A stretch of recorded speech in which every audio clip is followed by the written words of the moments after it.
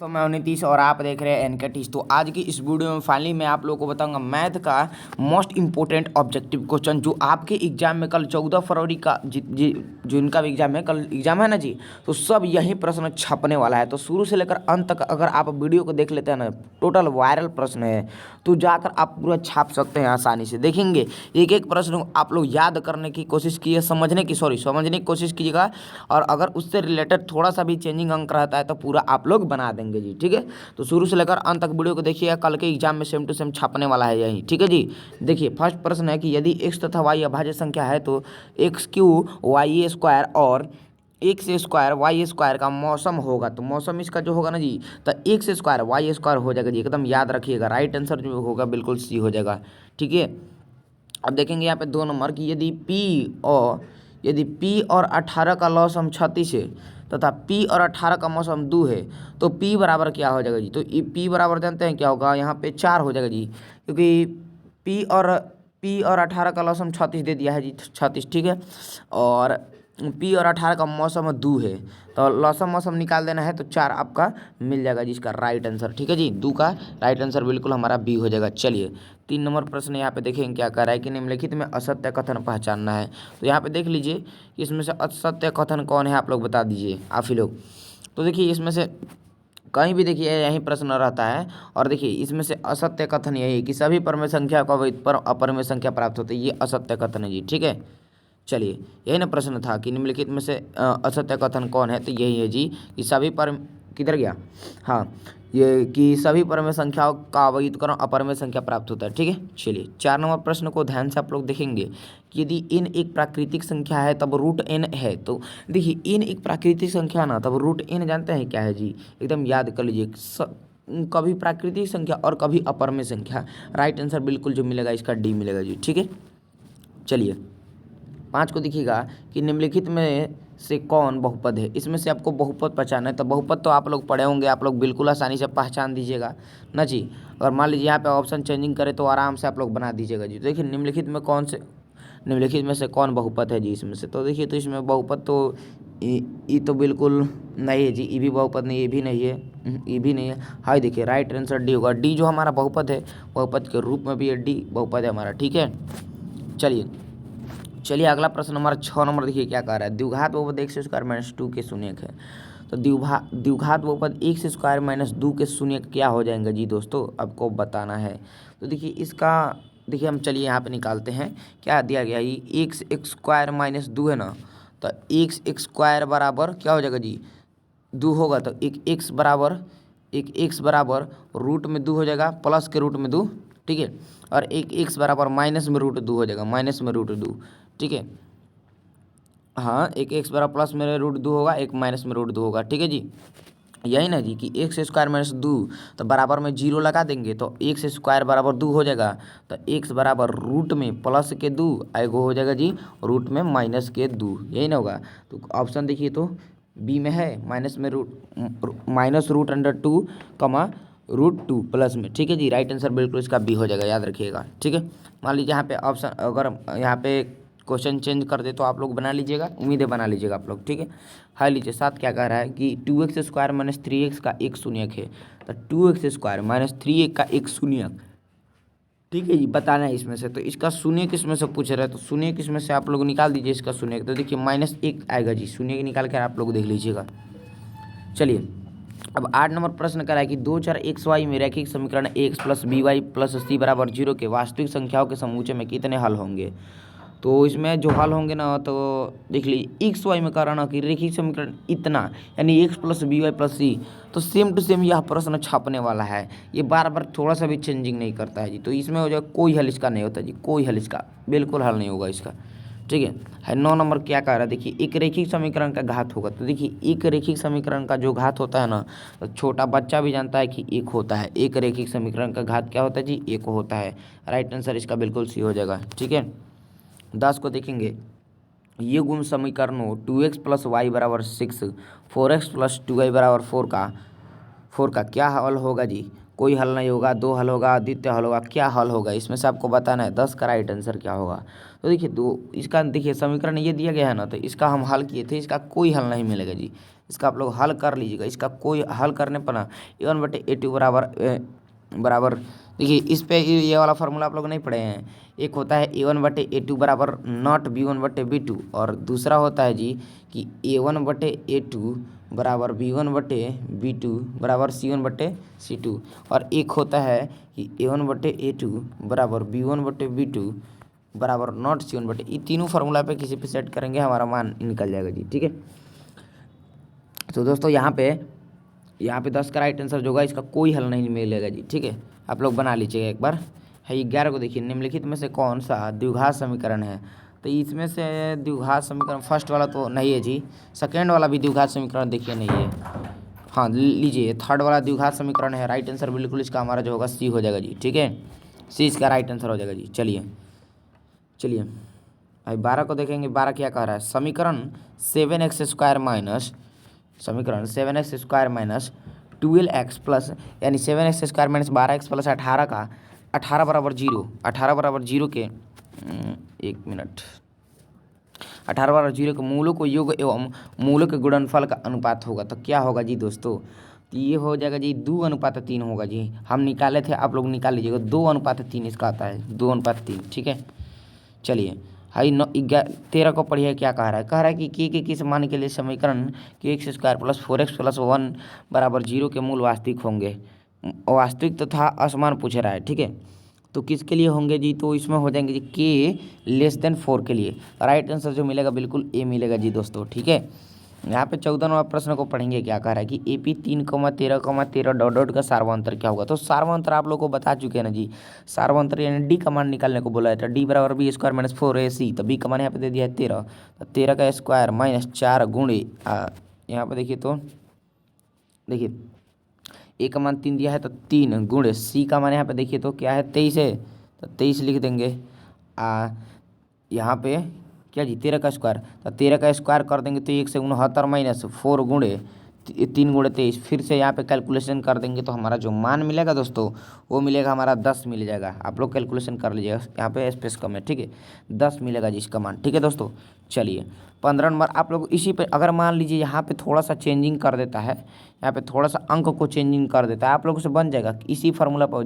जब कहेगा सार्वंतर निकालने को तो डी बराबर B² माइनस 4AC इसी फार्मूला का यूज करके आपको बनाना है दोस्तों। ठीक है, चलिए 15 नंबर पढ़िए क्या कह रहा है कि समांतर श्रेणी इतना डॉट डॉट का कौन सा पद ब्यासी है।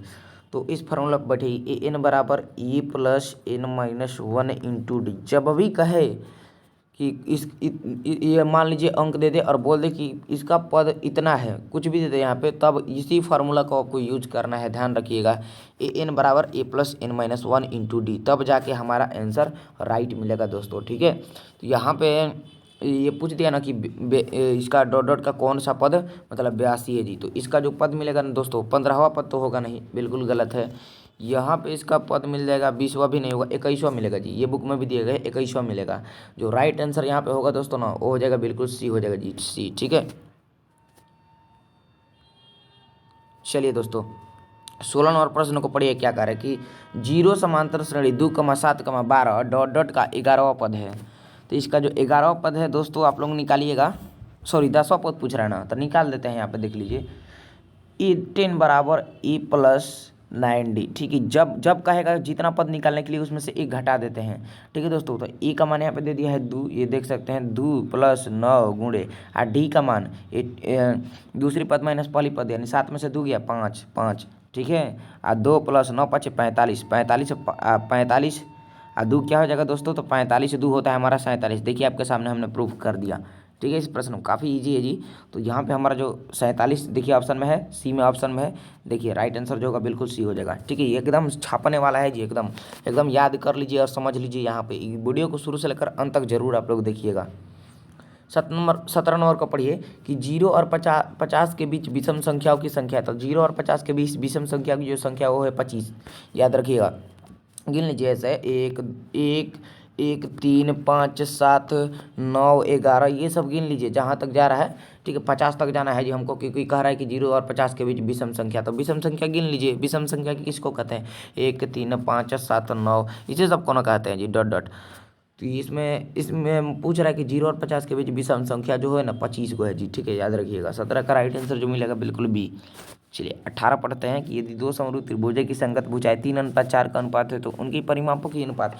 तो देखिए आपको बता दें दोस्तों कि प्रश्न जो कर रहा है समझिएगा यहाँ पे, यदि दो, हाँ जी, हाँ चलिए देखिए, यदि दो समरूप त्रिभुजों की संगत भुजाएं इतना दे दिया है और उसके कह रहा है उसके परिमाप का अनुपात क्या होगा जी। तो उसके परिमाप का अनुपात जब कहना तो उसके परिमाप का अनुपात जो होता है एकदम बराबर हो जाता है, तो सेम होगा जी, 3 अनुपात 4 ही हो जाएगा। ठीक है, याद रखिएगा इस बात को। मान लीजिए यहाँ पे 4 अनुपात कुछ कर दे या 10 अनुपात कुछ कर दे, कुछ भी, तो उसके मतलब परिमाप का अनुपात पूछे तो बराबर होता है, याद रखिएगा आप लोग। ठीक है, अन्य इसको पढ़िएगा कि त्रिभुज एबीसी में भुजा क्यूआर को बिंदु एस तक इस प्रकार बढ़ाया गया कि कोण पी क्यू आर, कोण पी आर एस बराबर 120 डिग्री और कोण क्यू पी आर बराबर 63 डिग्री। तो पी क्यू आर क्या होगा? तो ये आपके बुक में भी क्वेश्चन दिया गया है, आप लोग सॉल्व किए होंगे ये दोस्तों, इसको याद रखना है। 57 डिग्री इसका मान हो जाएगा जी, क्या होगा? 57 डिग्री, याद रखिएगा। राइट आंसर जो होगा बिल्कुल बी हो जाएगा। ठीक है दोस्तों, चलिए 20 को पढ़ेंगे। क्या कर रहा है? 20 नंबर कह रहा है पी क्यू आर और क्यू एस टी दो समबाहु त्रिभुज इस प्रकार है कि एस भुजा क्यू आर का माध्य बिंदु है, त्रिभुज पी क्यू आर और क्यू एस टी का क्षेत्रफल का अनुपात है। तो इसके क्षेत्रफल का जो अनुपात होगा ना दोस्तों, वो हो जाएगा 4:1 हो जाए, 4:1 होगा। इसको याद रखिएगा, सेम टू सेम छपने वाला है जी ये। ठीक है, ये कैसे देखिएगा कि दो खंभे 13 मीटर और 7 मीटर ऊंचे हैं और समतल जमीन पर ऊर्ध्वाधर खड़े हैं। यदि उनके पौधों के बीच की दूरी 8 मीटर है तो उनके सिरों के बीच की दूरी होगी, तो उनके सिरों के जो बीच की दूरी होगी ना जी, तो वो होगी 10 मीटर होगी। 10 मीटर क्या होगी? 10 मीटर। इसको याद रखिएगा, ये आपका बुक में भी 5 नंबर सब्जेक्टिव में पूछा जाता है।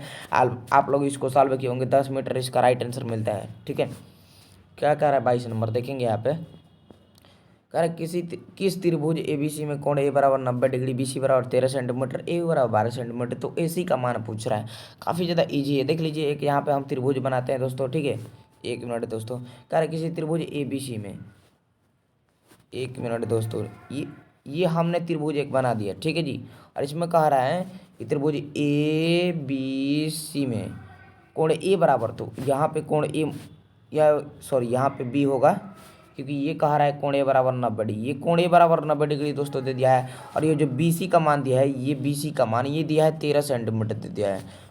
ए और बी का मान दे दिया है ये हमारा 12 सेंटीमीटर। तो ए सी का मान आप लोग निकाल दीजिए दोस्तों, यही कह रहा है हमारा ए सी का यहाँ पे मान आपको निकाल देना है।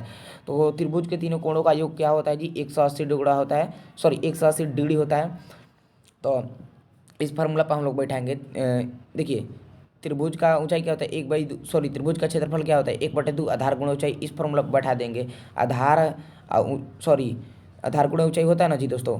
तो यहाँ पे हमारा क्या निकालना है जी? यहाँ पे हम लोग को निकालना है जी, हमारा यहाँ पे आधार निकालना है। तो उस फार्मूला पर बैठा दीजिए, 1/2 आधार गुणा ऊंचाई, इस पे हमारा मान निकल जाएगा। तो जो हमारा मान मिलेगा ना दोस्तों, एकदम इस प्रश्न को एकदम पूछबे करेगा जी। देखिए, पूछा है कि किसी त्रिभुज एबीसी में कोण बराबर 90 डिग्री और बीसी बराबर 13 सेंटीमीटर। ठीक है दोस्तों, और ए बी बराबर 12 सेंटीमीटर, तो ए सी का मान है। तो इसमें दोस्तों जो ए सी का मान मिलेगा ना, एकदम आप लोग याद रखिएगा, एकदम पूछेगा जी। ठीक है, 5 सेंटीमीटर मिलेगा, आप लोग निकाल कर देख लीजिएगा, 5 सेंटीमीटर। ठीक है, 22 का करेक्ट आंसर बिल्कुल यहाँ पर सी हो जाएगा। तेज कह रहा है, हरी जी इतना ज़्यादा इजी प्रश्न पूछेगा, बताइए। वाई एक्स का समीकरण पूछ रहा है दोस्तों। तो वाई एक्स का समीकरण तो सब कोई जानते हैं ना जी। देखिए, वाई एक्स का जो समीकरण होता है ना दोस्तों, याद रखिएगा, वो होता है एक्स बराबर 0। याद रखिए, यहाँ पे देख सकते हैं option B right answer, X बराबर 0 होता है। जब पूछ दे प्रश्न क्या था जी? वाई एक्स का समीकरण। तो वाई एक्स का जो समीकरण आपको याद रखना है कि एक्स बराबर 0 होता है दोस्तों। ठीक है, चलिए अभी नेक्स्ट प्रश्न पढ़ लीजिए, क्या कह रहा है? 24 नंबर की बिंदु 6,5 किस पाद में स्थित है, यानी किस चतुर्थांश में स्थित है, किस क्वाड्रेंट में स्थित है जी दोस्तों। तो आपको पता है कि फर्स्ट वाला जो होता है ना, वो प्लस प्लस होता है, सेकंड माइनस प्लस, और थर्ड माइनस माइनस, फोर्थ होता है जी हमारा प्लस माइनस। तो देखिए, तो प्रथम पाद में क्या होता है? प्लस प्लस होता है, और यही कह रहा है कि 6,5 किस पाद में स्थित है। तो प्रथम है राइट आंसर बिल्कुल ए। काफ़ी ज़्यादा ईजी जी आपके बॉडी एग्जाम में प्रश्न पूछे जाएंगे। ठीक है, आपको घबराना नहीं है, पूरा एकदम आराम से जाकर पेपर को लिखना है। ठीक है, चलिए 25 को पढ़िएगा कि कार्तीय तल में स्थित किसी बिंदु 3,4 3,-4 के कोटि का मान है दोस्तों। काफ़ी इजी, तो -4 है ना होगा, क्योंकि फर्स्ट वाले को हम बता दिए हैं। फर्स्ट वाले को भुज कहते हैं, सेकंड वाले को क्या बोलते हैं, कोटि बोलते हैं। ठीक है, चलिए तो -4 राइट आंसर है। चलिए 26 को पढ़िएगा कि बिंदु -4,3 किस चतुर्थांश में होगा। तो देखिए -4,3 किस चतुर्थांश में होगा पूछ रहा है, तो ये सेकंड में होगा, क्योंकि अभी ना बताया फर्स्ट वाले में होता है प्लस प्लस, सेकंड में होता है माइनस प्लस। तो देखिए माइनस प्लस किस में होता है, 2 नंबर में होता है। राइट आंसर बिल्कुल इसका बी मिल जाएगा। काफ़ी ज़्यादा इजी ऑब्जेक्टिव पूछे जाएंगे। ठीक है, 27 पढ़िएगा क्या कह रहा है। यदि सेक थीटा बराबर 13/12, तो कॉट थीटा बराबर जानते हैं, याद रखना है आपको। कॉट थीटा बराबर क्या होता है जी, तो 12/5 हो जाता है। ये आपके एक्सरसाइज 8.1 में बुक को खोल लीजिएगा, त्रिकोणमिति 8.1 का ये क्वेश्चन है। इसी में का ये क्वेश्चन है, 2 नंबर में पूछा जाता है सब्जेक्टिव में। ठीक है, उसी का ये ऑब्जेक्टिव प्रश्न उठा दिया है, देखिए ऑब्जेक्टिव में। ठीक है, याद रखना है, आप लोग सॉल्व किए होंगे, एक बार सॉल्व कर लीजिएगा कि सेक थीटा बराबर 13/12, तो कॉट थीटा का यहाँ पे मान निकाल देना है, तो 12/5 इसका राइट आंसर मिल जाएगा दोस्तों। ठीक है, चलिए 28 को यहाँ पे देखते हैं अब क्या कह रहा है। कह रहा है ना, यदि ए बराबर 35 डिग्री, तो साइन ए कॉसेक ए का मान होगा। तो दोस्तों इसका जो मान होगा ना जी, एकदम आपको याद रखना है, इसका जो मान होगा जी 1 हो जाएगा, क्योंकि ए बराबर 35 डिग्री दे रहा है, साइन कॉसेक का मान पूछा रहता है, 1 ही ना होगा। राइट आंसर बिल्कुल इसका ए हो जाएगा। चलिए 29 को पढ़िएगा कि निम्न में से कौन कॉट थीटा के बराबर है। तो इसमें से कॉट थीटा के बराबर आप लोग देखिए तो कौन होता है। तो दोस्तों इसमें से आपका कॉट थीटा के बराबर क्या है जी, तो कॉस थीटा बटे साइन थीटा, क्योंकि फार्मूला होता है कि कॉट थीटा बराबर होता है, यहाँ पे दोस्तों एक बार लिख देते हैं, यही ना करा कि कॉट थीटा के बराबर कौन है। तो आपको हम बताए हैं फार्मूला का, एक वीडियो डाले थे, बोले थे देखने के लिए। कॉट थीटा बराबर होता है कॉस थीटा बटे साइन थीटा, यही ना होता है दोस्तों। तो वहीं कह रहा है प्रश्न कि निम्न से कौन कॉट थीटा का बराबर है। राइट आंसर जो मिलेगा बिल्कुल बी मिल जाएगा जी। ठीक है, चलिए 30 नंबर क्या कह रहा है, ध्यान से देखेंगे कि कॉस ए गुणे टेन ए बराबर क्या होता है। तो इतने ज़्यादा ईजी प्रश्न, काफ़ी ज़्यादा ईजी है। देखिए कॉस ए गुणे टेन ए का जो मान होता है ना दोस्तों, साइन ए होता है, साइन ए होता है जी। ठीक है, याद रखिएगा, फार्मूला है त्रिकोणमिति का। चलिए तो तीसरी ऑब्जेक्टिव इसमें से आप लोग को बताएं, क्योंकि काफ़ी इंपॉर्टेंट था जी, ये एकदम छपने वाला है आपके एग्जाम में। तो उम्मीद है आप लोग को वीडियो अच्छा लगा होगा, तो वीडियो को एक प्यारा सा लाइक कर देंगे। जो भी चैनल पर नए होंगे तो चैनल को सब्सक्राइब जरूर कर लीजिएगा। ठीक है दोस्तों, तो चलिए और एक और बात बता दें, अपने दोस्तों में भी इस वीडियो को शेयर कीजिएगा, ताकि वो भी देख सके इस वीडियो को और समझ सके। चलिए मिलता है नेक्स्ट वीडियो में, तब तक के लिए जय हिंद, जय भारत।